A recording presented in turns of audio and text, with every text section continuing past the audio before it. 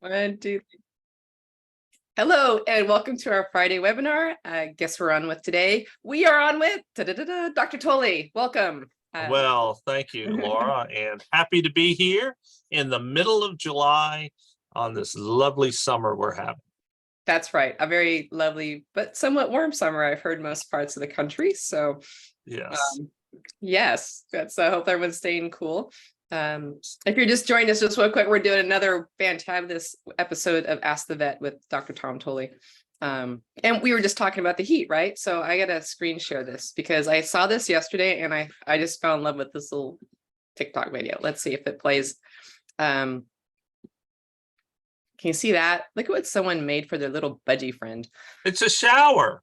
Yes, and it's one piece, just a water bottle cut in half and then turned inside out. And then I think that's Timothy hay grass to kind of keep it from, give it a little of the more natural feel from slipping around. And then they went and put little tape around the sharp edges. So, I love that. That is great. Stay cool, right?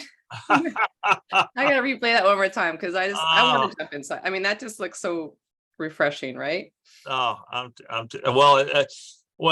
we have a little bird that thinks it's refreshing for sure. And then, I guess you poke a hole in the lid because then so it drips, instead of gushes out, and yeah. Oh, I love that.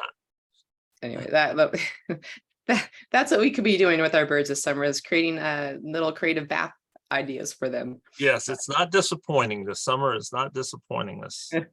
No. Like a little water park there in your own home. There right. You go. Hope everyone. Thanks for sharing. Yeah, I love coming across little videos that kind of inspire like that sometimes for our birds.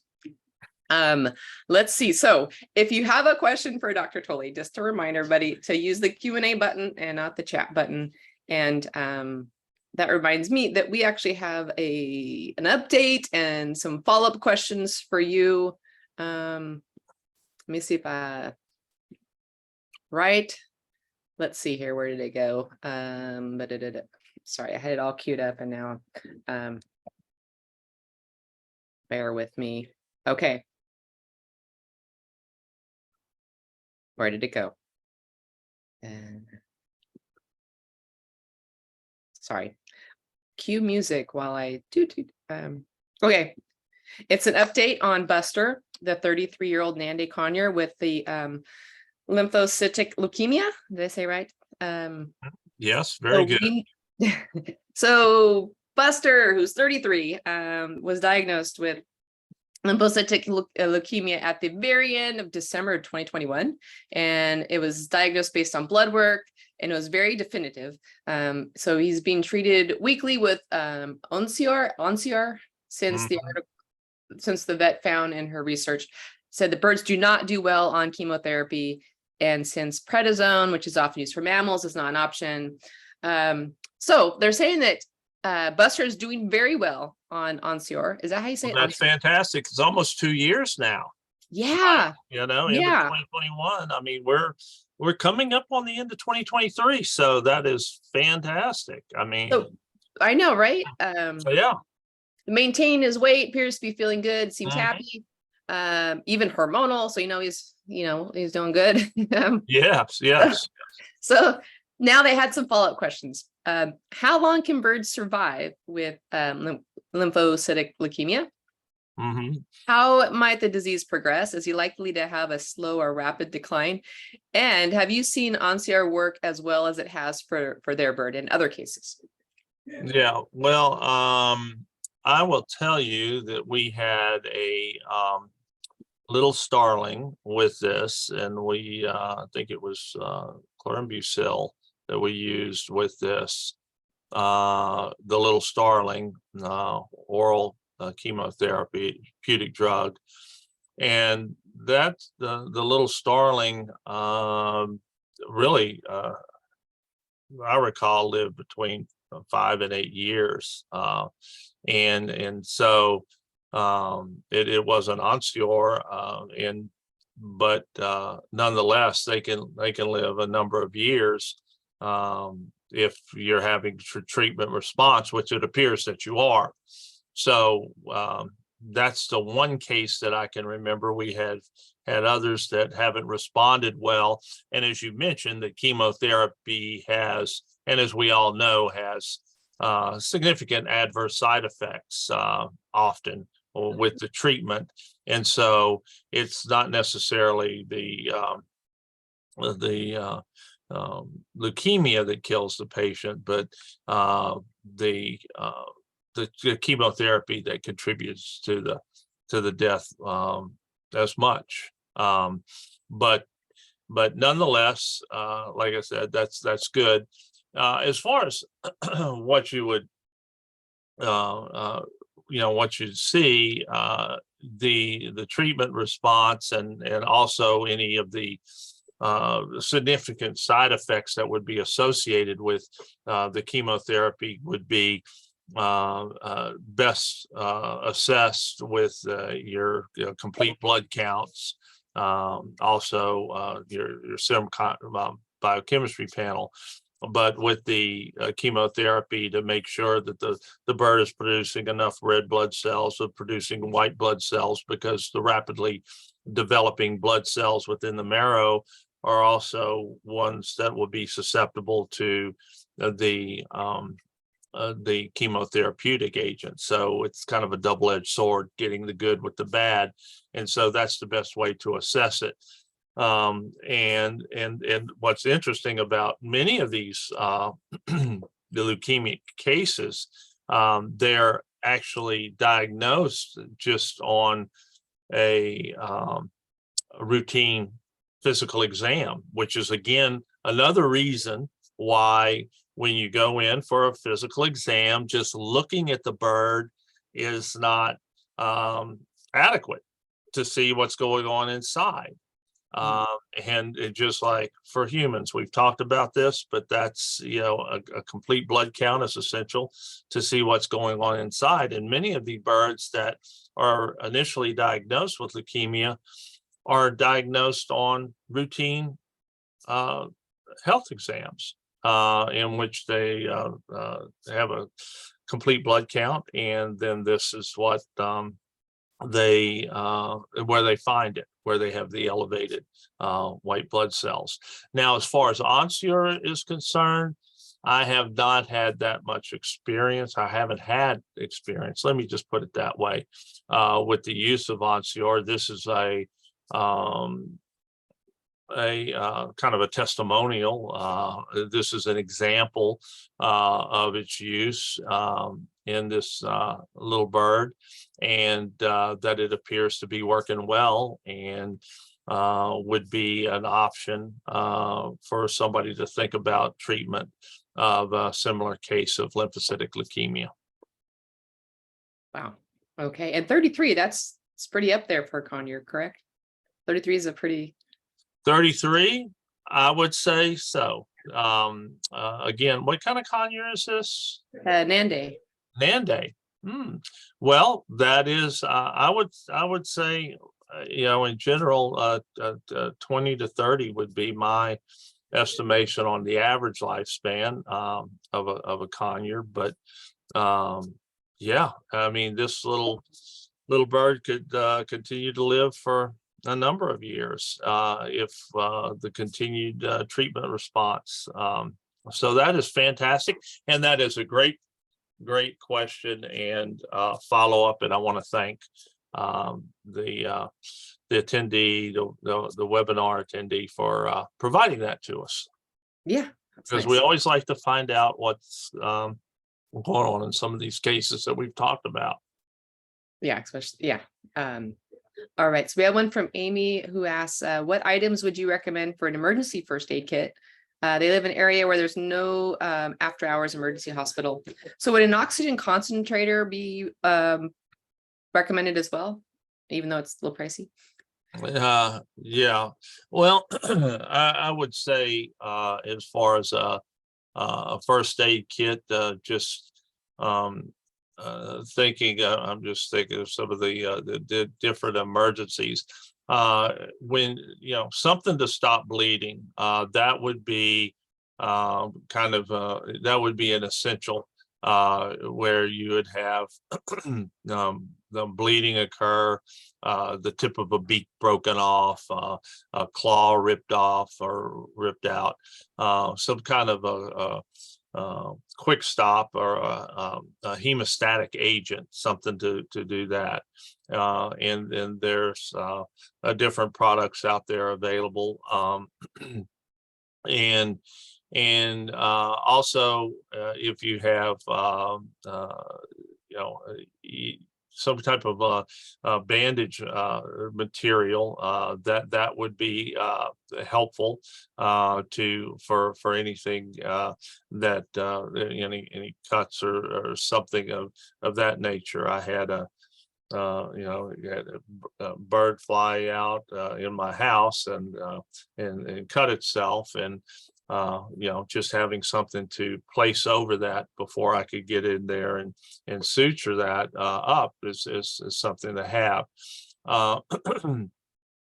Even if you have some triple antibiotic ointment, Neosporin or something like that,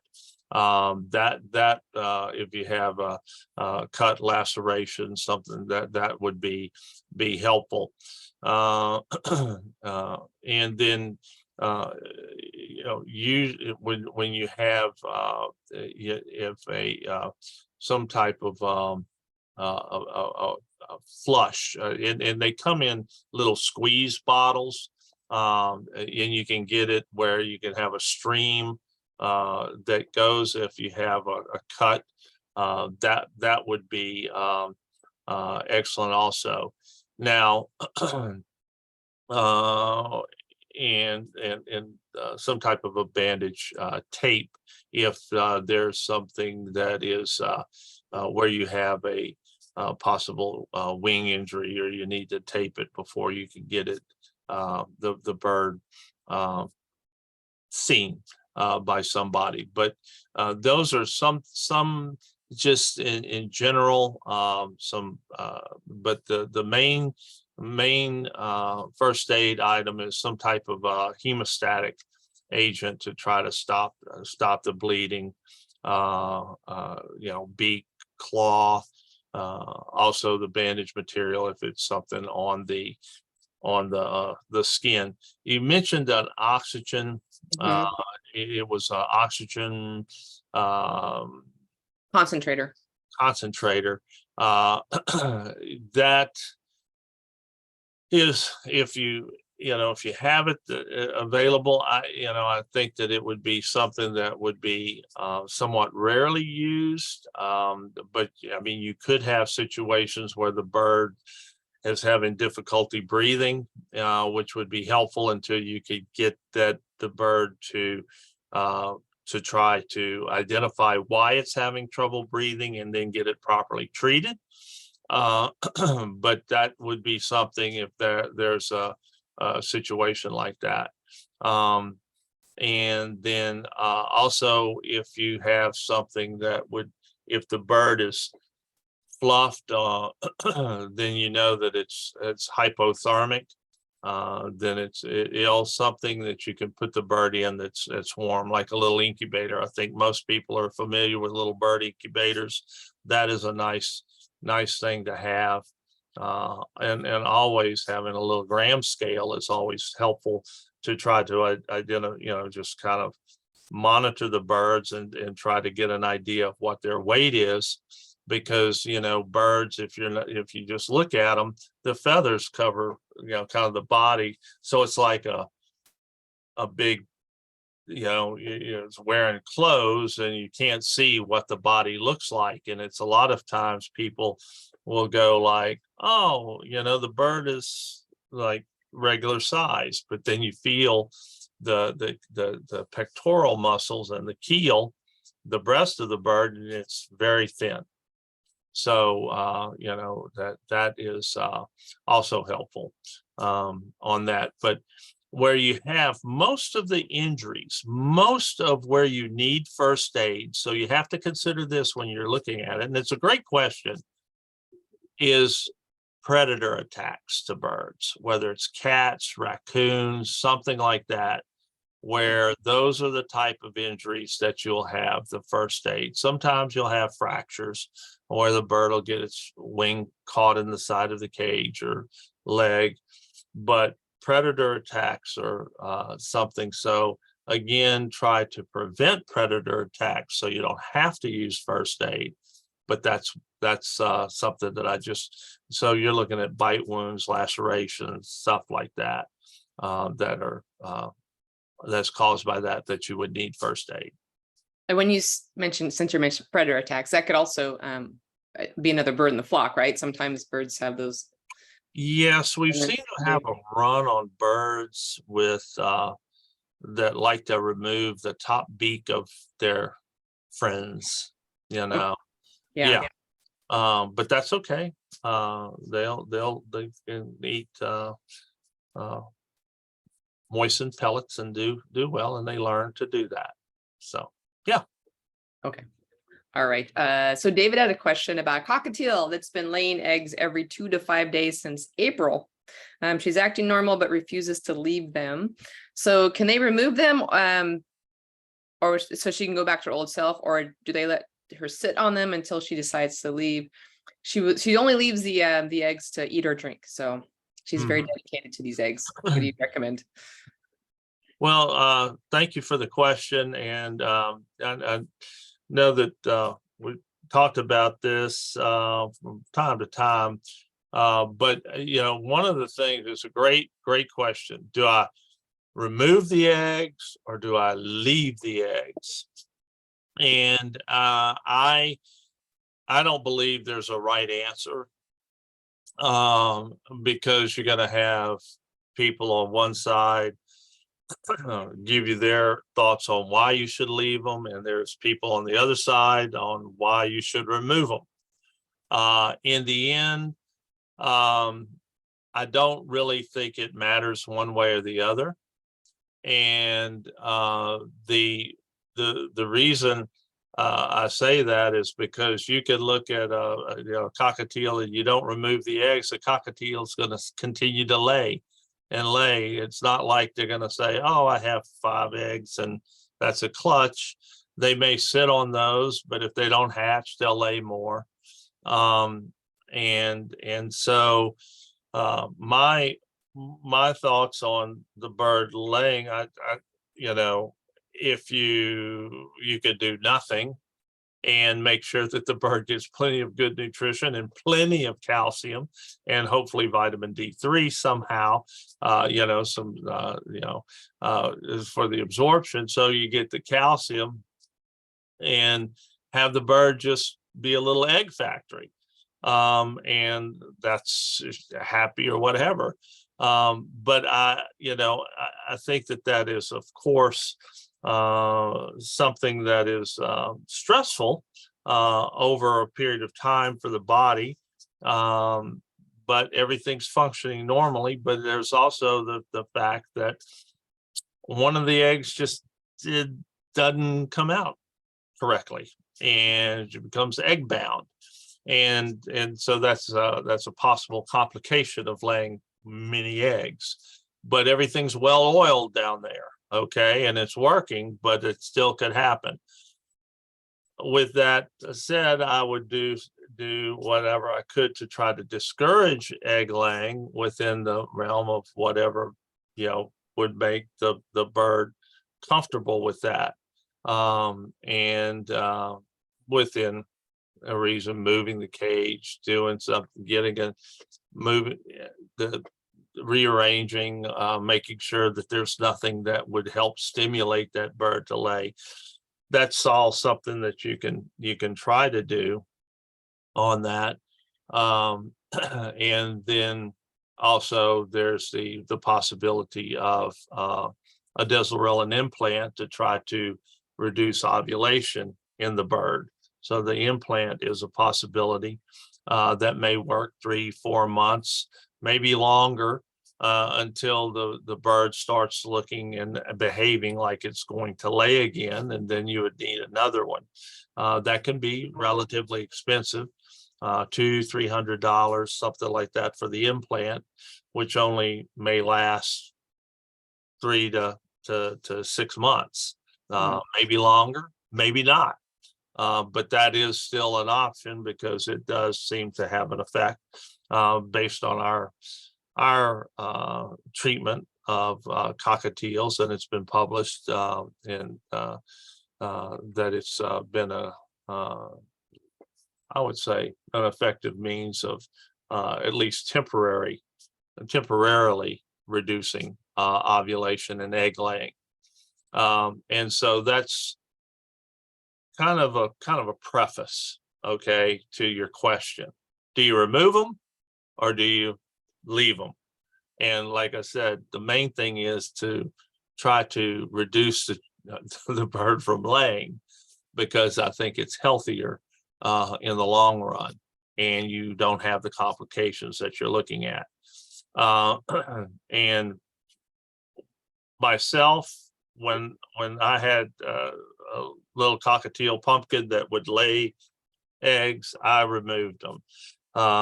And as soon as she laid them, I didn't want to encourage her. I just removed them, and then people say, well, you're removing eggs, you'll double clutch the birds. They'll say, I need this to heaven.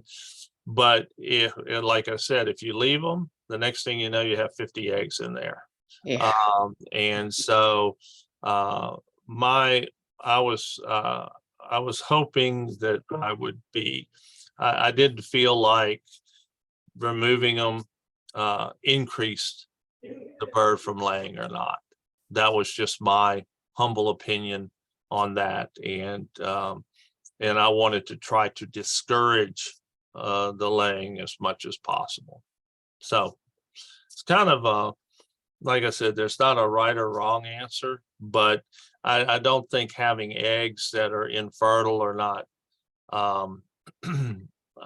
hatching in the bottom of the shell, in the bottom of the cage or something, that it's not good. I mean, it's organic material that can possibly promote bacterial growth. So you don't want to leave them in for any period of time. Okay. Let's see. Nan had a question about, there's several products available now that are advertised as calming supplements, and they use what kind of supplements? Calming, like Calming. calm down, Tom. Calming supplements using L-theanine. Are they safe, and is there any evidence that they work? Not that I'm aware of. The products I'll have to what is it? Okay, it's the calming supplements for birds. Yes, using L-theanine.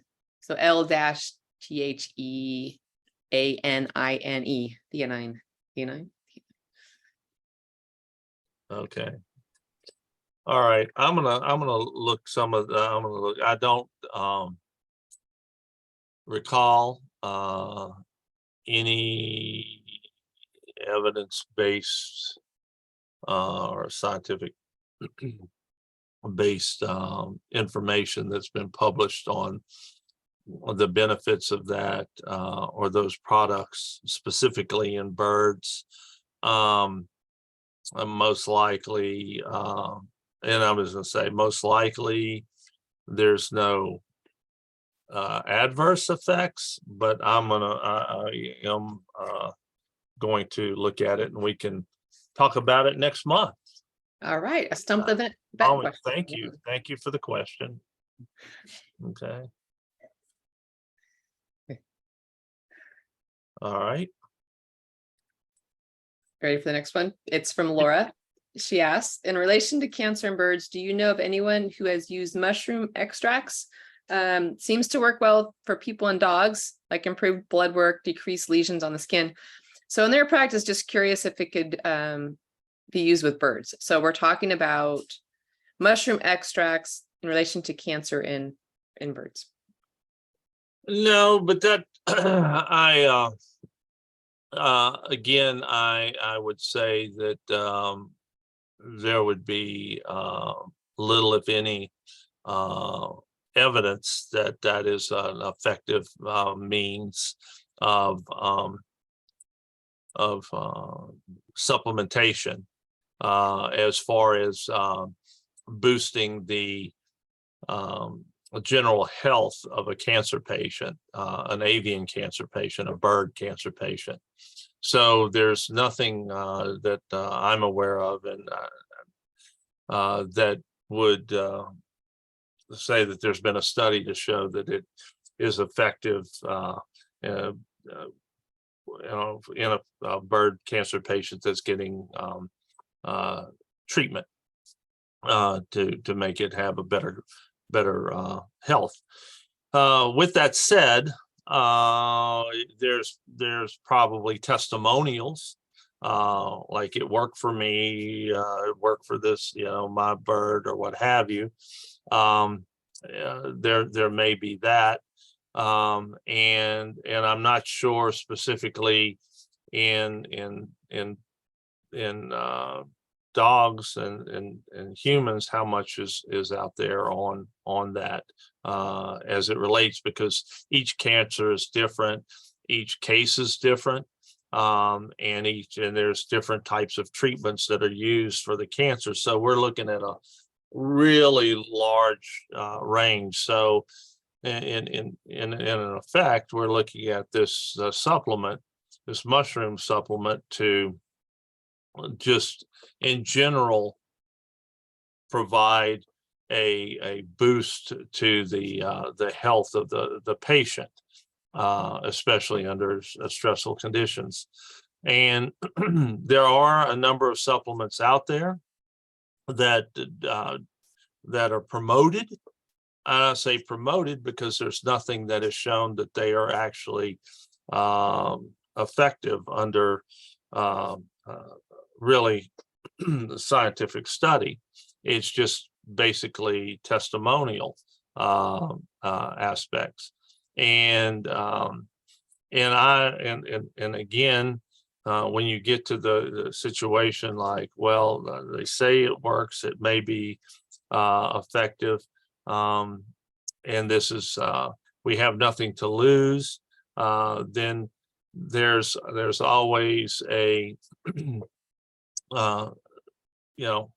if it's not going to hurt the patient, then why not try it? There may be some benefit, but you have to remember that you can't, like with some of these unsubstantiated but promoted supplements, you have to keep that in mind. There's nothing that, it's not like you're going to take it and it's guaranteed as a treatment, or that you're even going to have a response. It may just be like a placebo. But we have integrative medicine here at LSU. We have acupuncture, and we have herbal medicine supplements.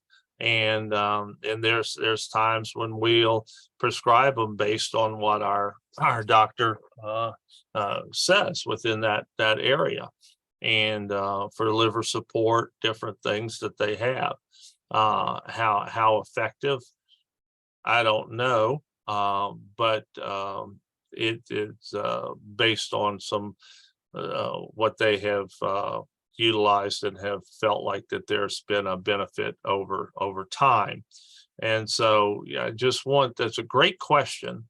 But no, there's nothing there that has been proven that it's effective scientifically.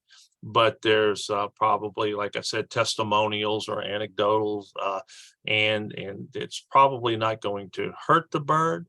But I would say with any of these unsubstantiated supplements, just the expectations shouldn't be extremely high, but the hope should be high that they are effective. And to be careful, because some supplements can be can can revert, can be result in adverse health effects. Actually, you know, there are good mushrooms, there are toxic mushrooms.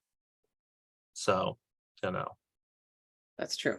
but I just use that as an example, but it's just like comfrey. I've used this,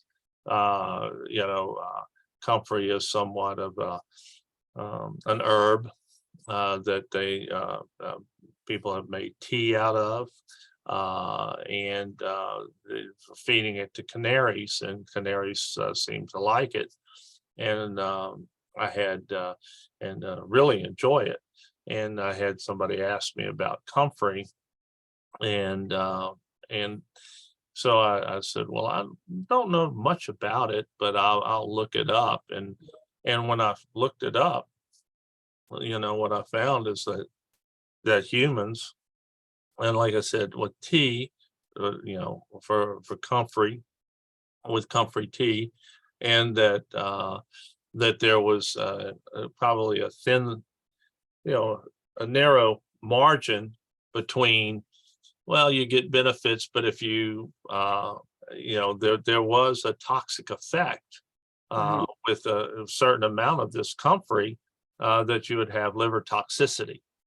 So this is kind of an example of what I'm talking about with supplements. You have to be aware of what you what you use and what it is, and to have as much information as possible, because you're not going to have a lot of substantiated or evidence-based information to provide on the birds.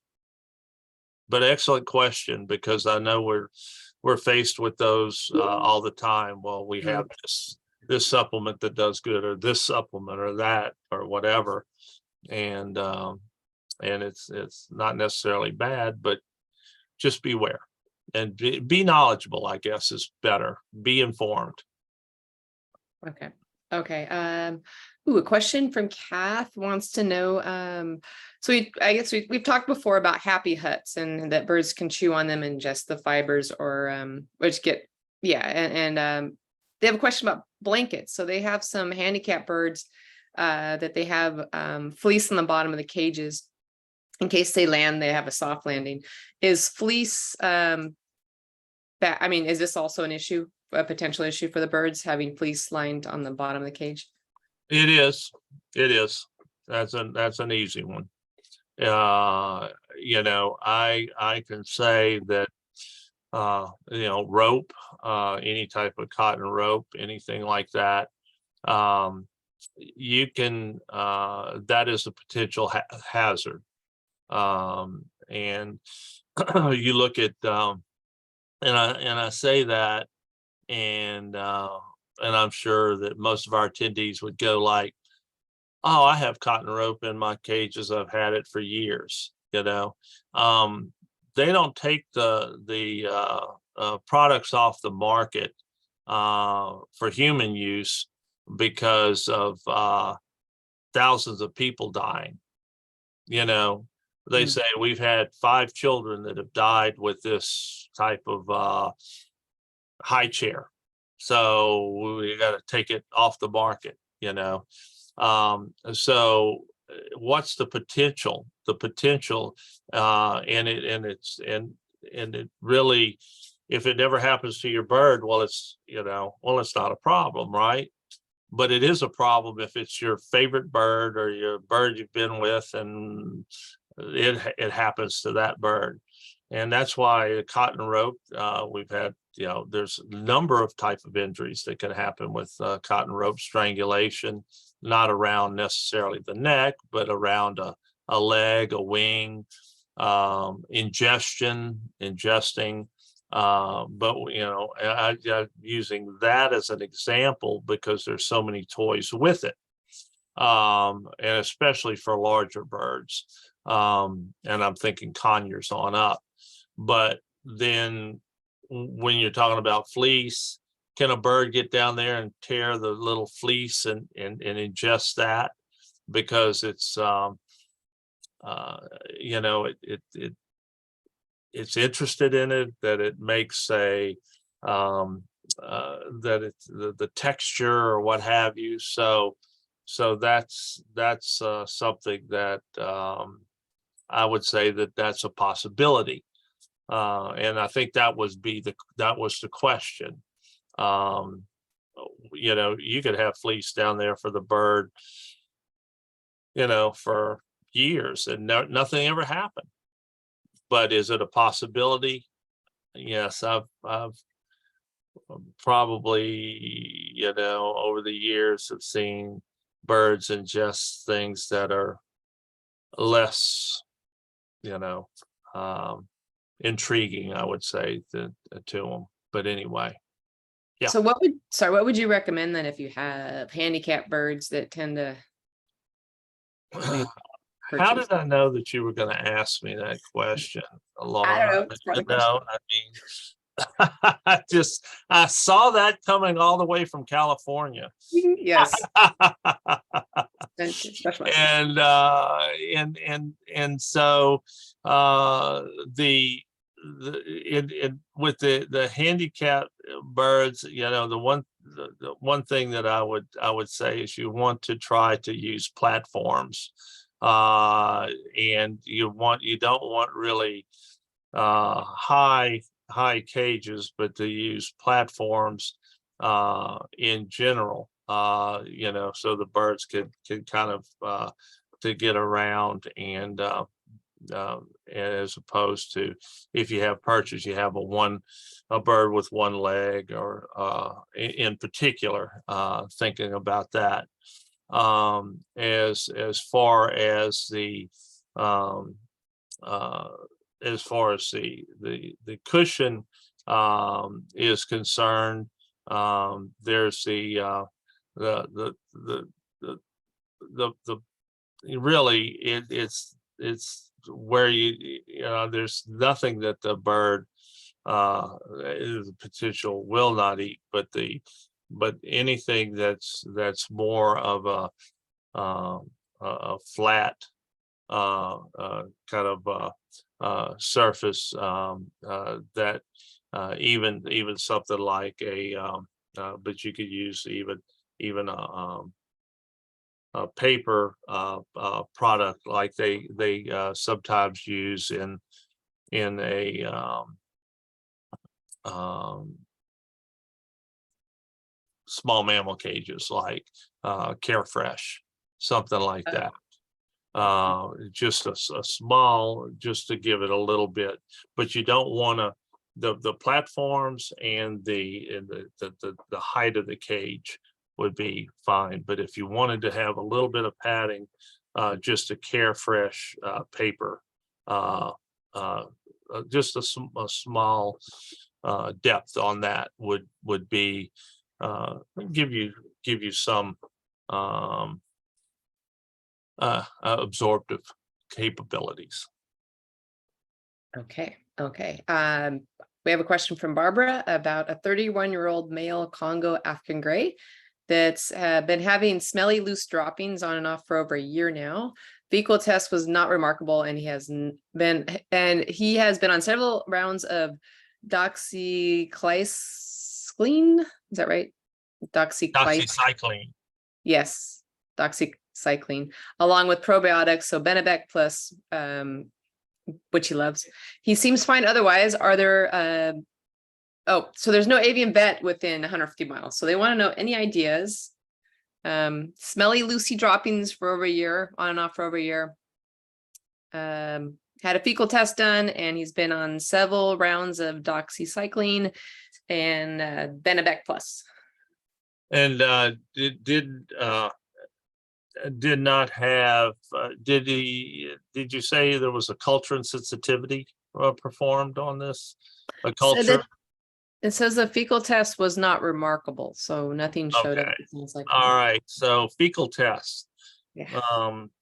That could mean a number of different things. And so you have to get specific, and we'll get to that. But a good question, because parrot a stool should not smell, for the most part, should not have any smell. So if you have a an offensive odor or an odor from that stool, then usually something is going wrong there.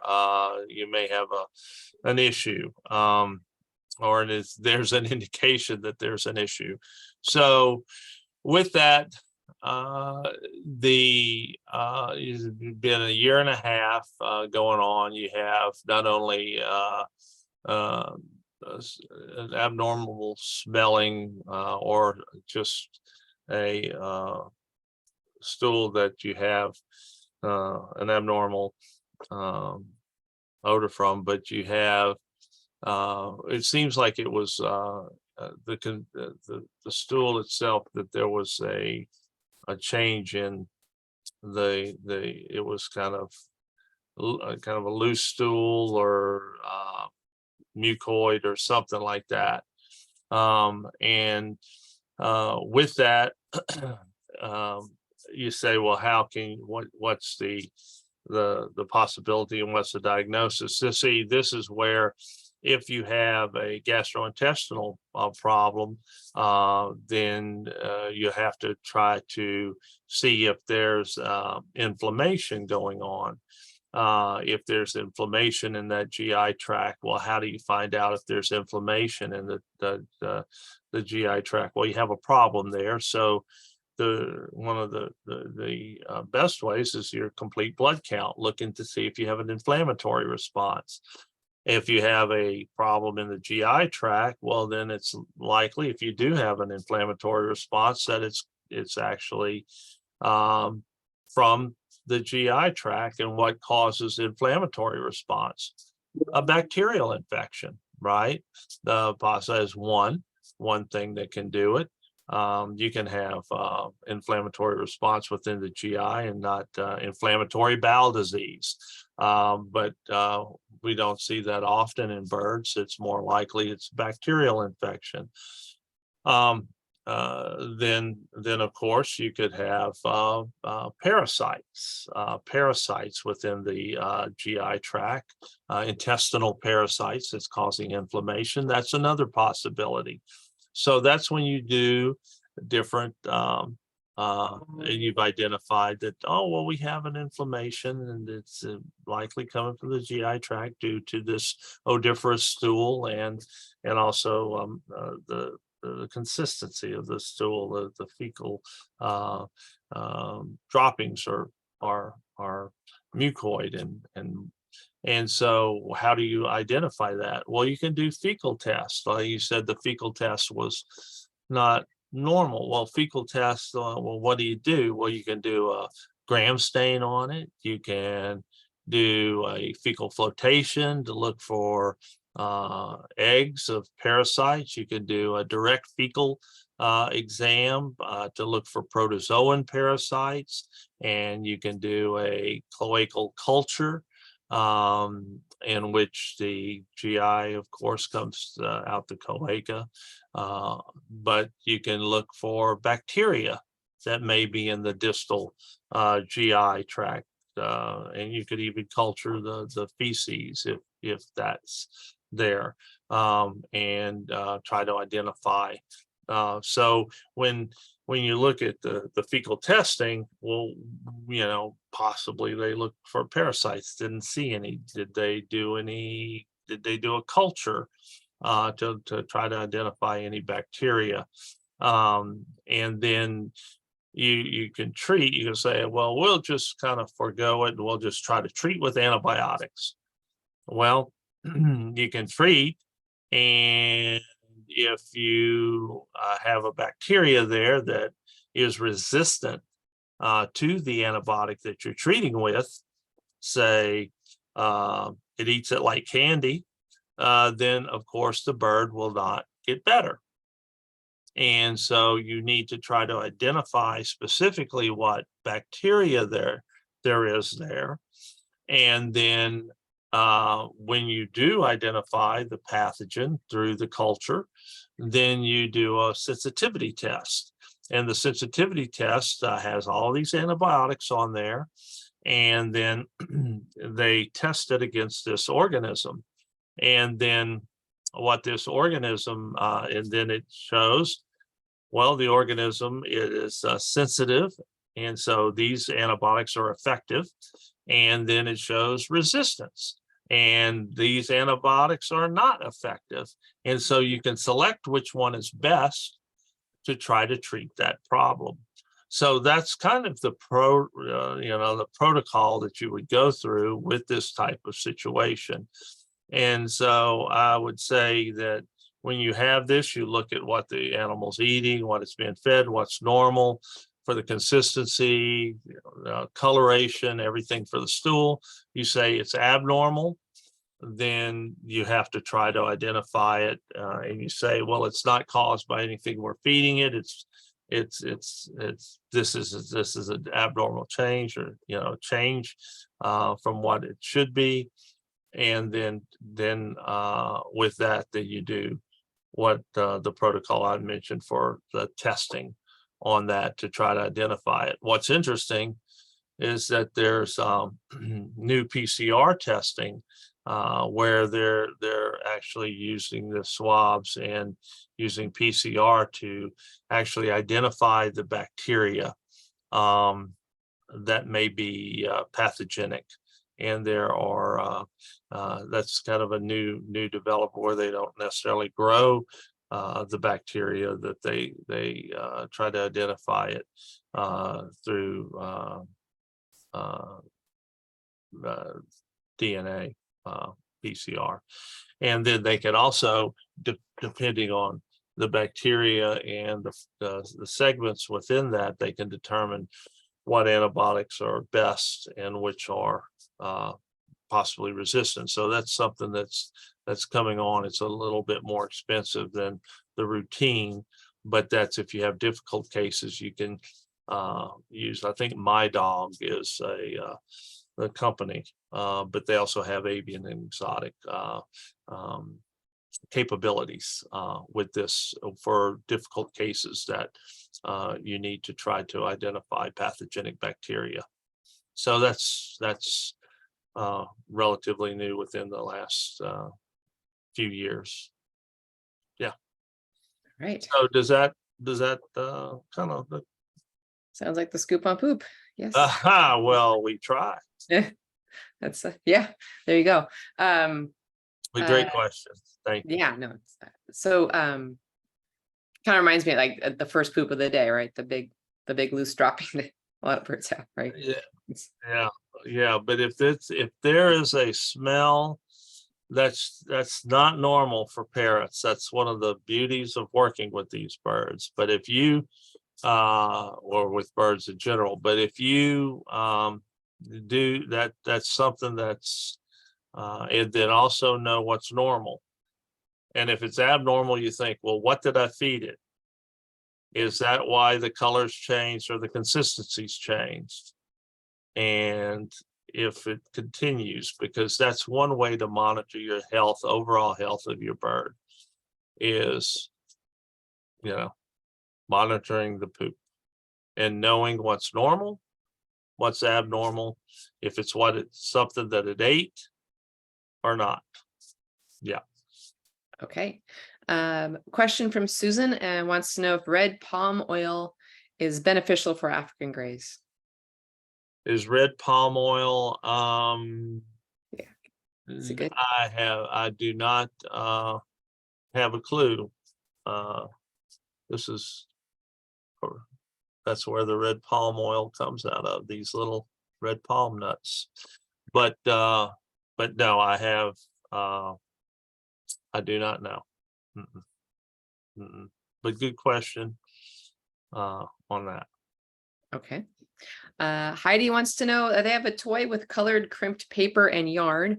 Would that be something that could be harmful? They have a parrot and she has not had any problems in 4 years. But after what you've said, she's now concerned. So yeah. So are there toy well, that the crimped paper, no, but the yarn, yes. I mean, that's something that is a potential. And as I said, you could have it in there with your little parrotlet for 100 years and nothing ever happened. But string and rope, and it's just like leg bands. You have a leg band on a bird, it could live for years with the leg band on and never have any problem. But the number of birds that have self-amputated the leg, or have had to amputate the leg, or we've actually been able to save the leg due to the bird injuring the leg, it's swelling up, just like if you have a ring on and your finger swells. That is more than I'd like to remember as it relates to the leg band. So, all I can say is to look, these things are potential hazards. These aren't. And string of any, type in there, not necessarily the manila rope stuff, rope, but the cotton, the yarn that is, of course, if it's yarn, rarely is yarn going to be cotton. It's going to be a synthetic fabric, acrylic or something like that. But it's, remember, there's no good housekeeping seal of approval for bird toys. It's whatever anybody wants to sell, make, and distribute. I want to start making bird toys today. I get to have Tom Tully's bird toy business and start selling online, because I think this is going to be entertaining for birds. I'm not thinking about what the potential health hazard is of the bird. I'm just trying to think of what's going to be entertaining to the bird. And most importantly, does the bird buy it? No. What's going to be entertaining to the person who has a bird who may think that this would be good for their bird, you see? So it's not a situation of, I wouldn't say all people who do this make bird toys, but in general, I would say the majority are not thinking, oh, this is a hazard, this isn't a hazard, or what have you. So it's up to the people who own the birds to try to determine. And then it's what I've seen, treating the birds is just reporting on what are potential hazards. So, yeah, there you go. All right. Ruth wants to know, they've heard it's bad to line the cage bottom with newspaper, which a lot of people do. They wondered why that would be, and should they use something else, or is newspaper fine? I think newspaper's fine. The one thing about the newspaper that you run into, if you have a white bird or what have you, there may be the newsprint may get on the bird, but for the most part, I think newspaper is fine, and a way to recycle newspapers. Are you saying that like a white cockatoo might be wearing today's news? Right. Yeah. What about the shiny, like the shinier, kind of like the little newspaper, the little inserts you get in your mailbox, like of like store sales, like the shinier paper? You know what I'm talking about? Yeah. I that's okay too. And it's my thoughts based on my birds. I've used those inserts and stuff. The sales magazines that that I take the staples out and I open them up and use those. Yeah. Okay. Let's see. Do we have any other? We're almost getting to our time. Let's see here. So you have I gotta announce today's winner. Forgot. Our giveaway winner is let's see. Guess what you're gonna get. I can hold this up proper now. It's the banana Nutriberries. So it's the newest product from Lafeber. in an awesome collector's tin, gold tin, no less, because we're celebrating 50 years. See, 50 years, 50 years. So this is going to go out to Sarah Hunt. Congratulations. You're going to get some banana nutri-berries as well as another Lafeber product of your bird's choice. And I got to see what people are going to use these tins for once they're done with once the nutri-berries are consumed. There's so many options. Put it on the website. Put it on There we the, go. have it on the website. Like, okay, nutri-berry tins, golden It's anniversary, golden tin there, The right? golden tin. There we go. Yeah, so there we go. And also, let's see, next week, guess what? We have a new Lafeber webinar series with it's gonna be with Pamela Clark next week. So there we go. And let's see what is someone says Mike's, theirs has Mike's and Ike's in it. That's really funny. I feel yeah, I think mine would have it's a good storage for so many things. The gold But tin. we have some excellent questions, some good questions today, and also some questions that provide information on just trying to keep those birds without getting injured, and did like the first aid kit. That was something. Just make sure you have something to stop the bleeding. That's it. That's always And- on that. And to revisit, like make sure your first aid kit's stocked and accessible, right? So you know where it is, because sometimes you can have them, but you can't find them when you need them. So, Oh yeah, exactly. Yeah, that's it for sure. On that. So, but all right. So I have the top. So sorry, just get back to next Friday's webinar with Pamela Clark. She has a new series called Translating Parrot, and she's going to be covering travel, whether or not it is right for your bird. So it's still a travel time of the year, I think, still in the summer here. So good to know information. And I'm sure that will also include maybe a travel first aid kit when you travel with your bird, right? Don't forget the first aid kit. well, just make sure that the car is cool and you don't leave the bird in the car when it's warm or hot, or with the car not running and the air conditioning not running. That is if you're traveling, that's a must for sure. Yes. Oh my goodness. And don't forget about that cute little budgie bathing bath option. Man, make summer fun for our birds with the heat. I like that. All right, guys. Let's see. So we did just real quick. We did have one Stump the Vet this week. You wrote that down on your little Yes, paper. I did, and we're going to have that the calming supplements. That's right. That and so we'll follow up on that. And I like it, and we'll follow up on that in August.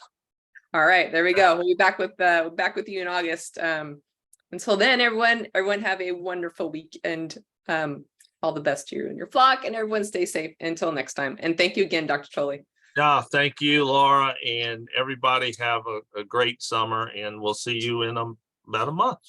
Thank you. All Great right. questions. Yes, keep them coming. Yes. Until then, bye. Bye.